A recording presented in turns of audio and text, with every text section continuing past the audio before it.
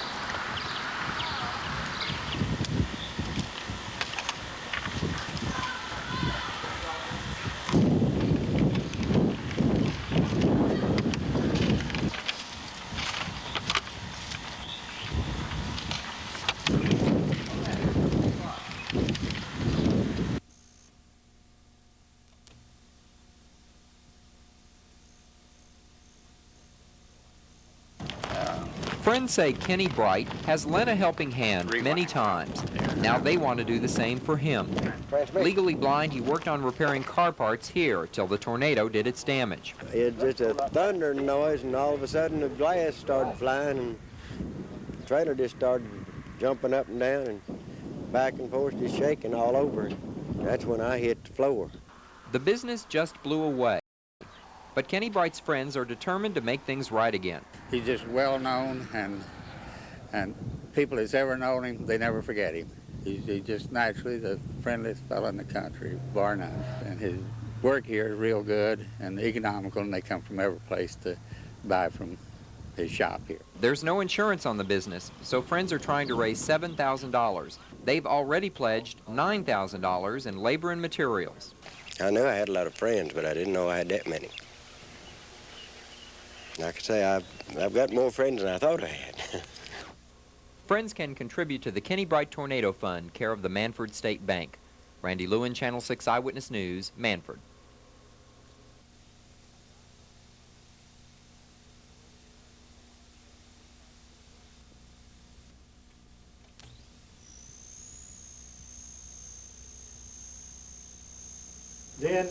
It's a predicament that not many of these people ever thought they'd be in. It hits hard at their pride. Suddenly, many of them are having to use food stamps and get their clothing secondhand. But the best thing they have is each other. There's Mayor Charles McIntyre, who sees disasters now in a whole new light. It makes you really appreciate down deep in your heart.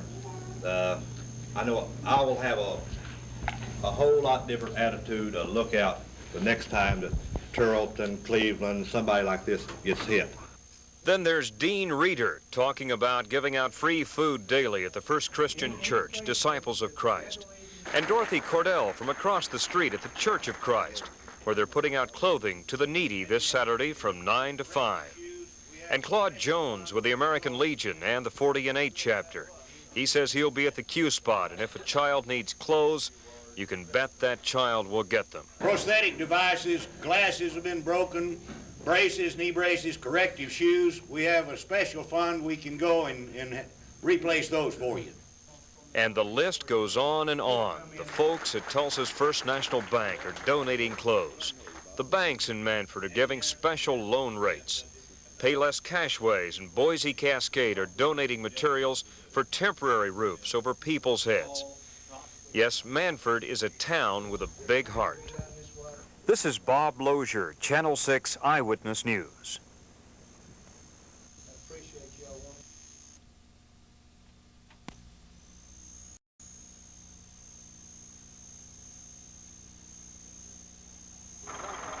Neighbors and strangers hurried to help the injured and the homeless from the tornadoes which raked northeast Oklahoma communities. Immediately, people rallied to help themselves and each other. Now that President Reagan has declared 6 counties disaster areas, offices are being set up where victims can apply for an array of federal and state services. 2 of the 3 offices will open Sunday afternoon. One will be located in Mannford at the Green Valley Park Community Center. It opens at 1 o'clock Sunday afternoon. Another center will be in the high school gym in Morris. Again, it opens Sunday afternoon at 1. And a 3rd center opens Monday morning at 9 o'clock in Cleveland. That one located at the Cleveland Community Center. Federal and state officials are in Tulsa today, organizing the teams that will staff the disaster aid offices. One of those people is Al Ray from the Federal Emergency Management Agency. There'll be applications taken. They'll be given papers to fill out for things like SBA loans and grants. And for that reason, we would like to say that the people that really are suffering the most, like the people who don't have a home to live in, if they'd come in first, these things take a little time. Well, I know the people out there are concerned and they would think that it's slow, and I guess it seems slow when you've lost your home and all of that. The types of services available include help with payments for temporary housing, food, clothing, and medicine. In addition, there will be applications for loans or grants to rebuild homes and businesses.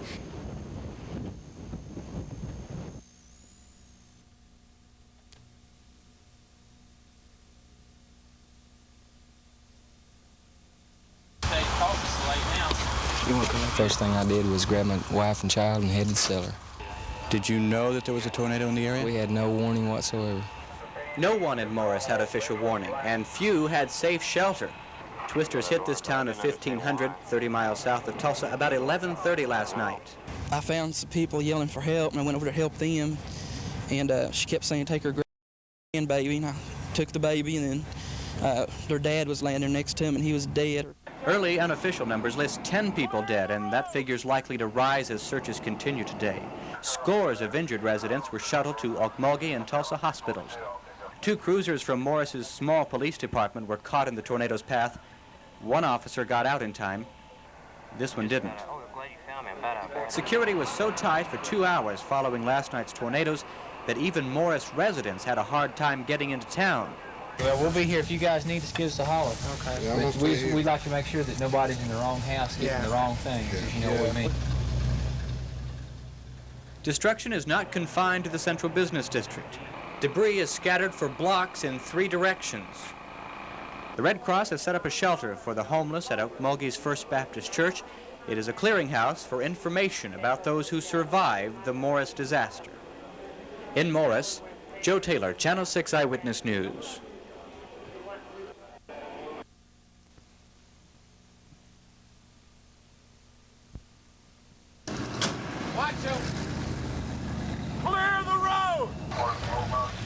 All through the night, ambulance after ambulance screamed out of town toward Okmulgee and Tulsa hospitals.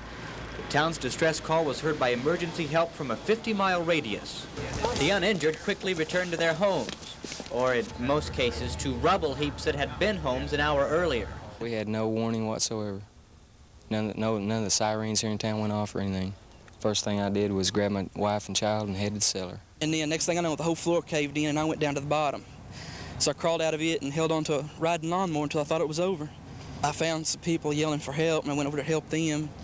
And she kept saying, take her grandbaby, and I took the baby, and then their dad was laying there next to him, and he was dead. The business district and north side of Morris were hit hard, and police checked personal ID to guard against looting.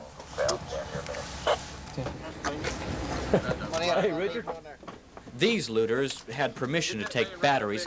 National Guardsmen needed strong flashlight beams to continue searching the powerless homes of Morris. Darkness has a way of softening the blow of disaster. Walking down these black streets affords but an indication of what really happened here. Joe Taylor, Channel 6 Eyewitness News.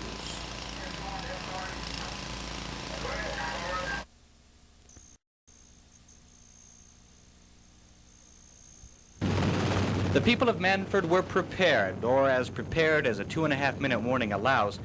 This destruction left one man dead, but no major injuries. By the time it came over, I could definitely tell it was a tornado. I advised the town. We had already blown the sirens, and we'd send cars around, and we had already advised the churches and any functions going on.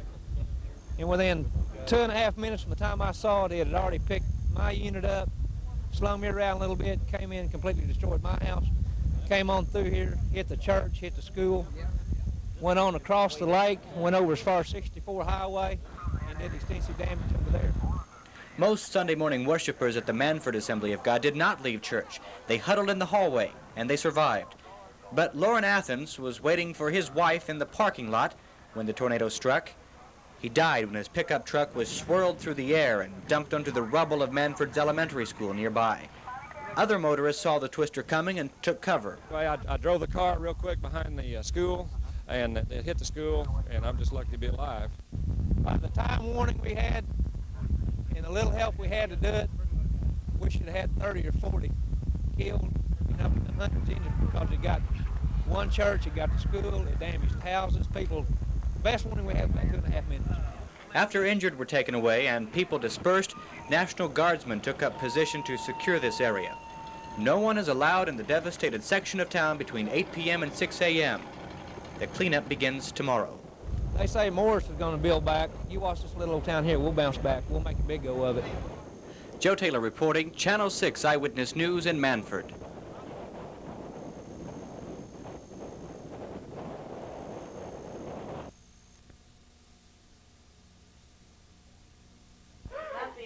Disaster relief and healthcare services are still busy, though. Nurses here gave over 60 tetanus shots before noon, and they've dressed nearly 400 minor wounds since Thursday night. While the grown-ups go out to move debris, their children are watched over at a temporary daycare center. Volunteer Glenda Camp says the kids show the strain of surviving a disaster. One of the little boys was playing on the phone and was pretending to be calling someone and saying that if you come to Morris, you can't come because Morris is broke. They're taking out their aggressions in their play and in their art. Children that would normally be drawing pictures of houses and trees and the Easter Bunny are drawing, they're really just not drawing anything. They're making marks on the paper in different dark colors. Away from the babysitters, parents are still cleaning up the mess. But they're in good spirits, most of them, even those who lost their sources of income. Everybody is working like bees. And I think everybody will work together and get it built back. Mainly is concerned about my husband's welding shop. He's still got his truck, so that's one good thing. None of my family was hurt, so spirits are good. Plenty of help. The city's mayor has proclaimed a good spirit and determination. Parts of Mayor Bob Patterson's official proclamation read like this: "Be it resolved throughout the nation that Morris will rise from our premature grave to again build and restore our homes, business, government, and our lives. We shall capitalize on this adversity. We shall bury our dead, but we shall not bury our city. We resolve to rebuild what we believe to be the best little city in America." Signed, the people of Morris, Oklahoma. Joe Taylor reporting, Channel 6 Eyewitness News.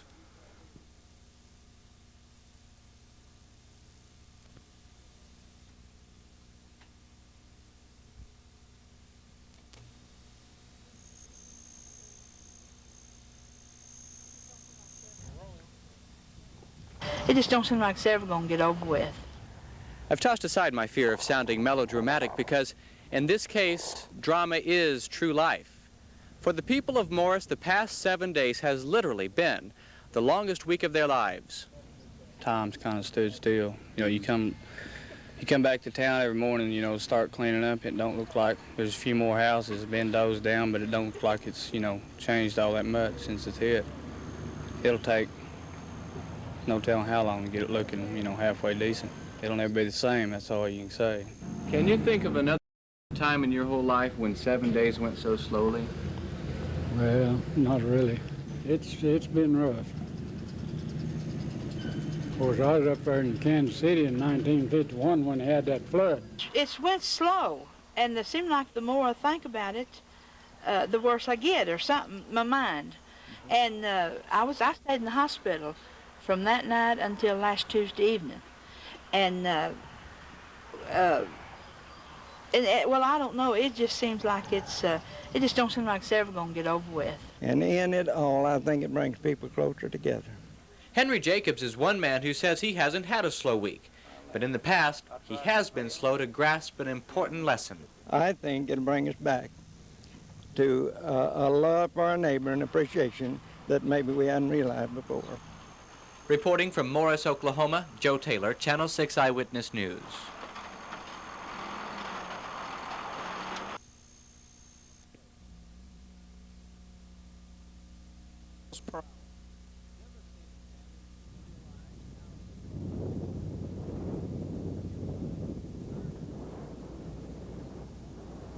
You know, you really don't know where to go. You just all of a sudden you look up and you've lost 46 classrooms, and you know all the portable classrooms are all the other places in town that you can go have school, and you look across the street and they're gone too. Manford's April tornado damaged or destroyed 80% of all buildings in the school system.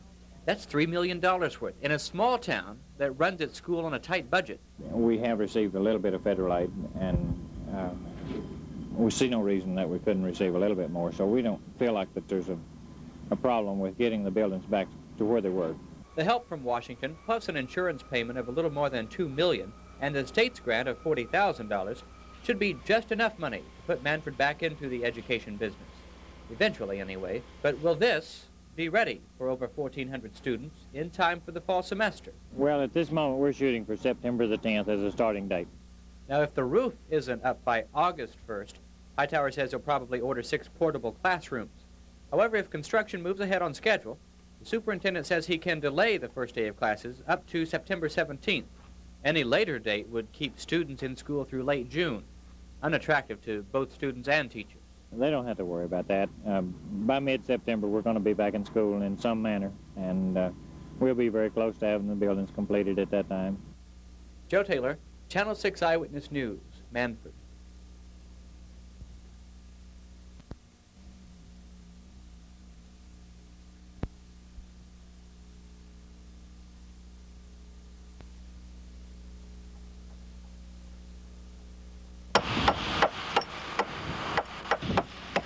Finding summer work in Morris has not been much of a problem this year. High school students can stay busy with independent cleanup and reconstruction crews. But the county and state are finishing up their jobs here.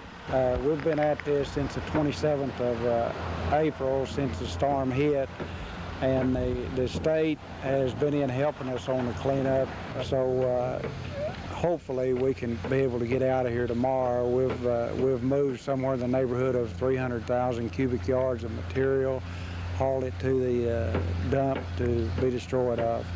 When the organized cleanup stops, the rest will be left up to individuals like Henry Jacobs.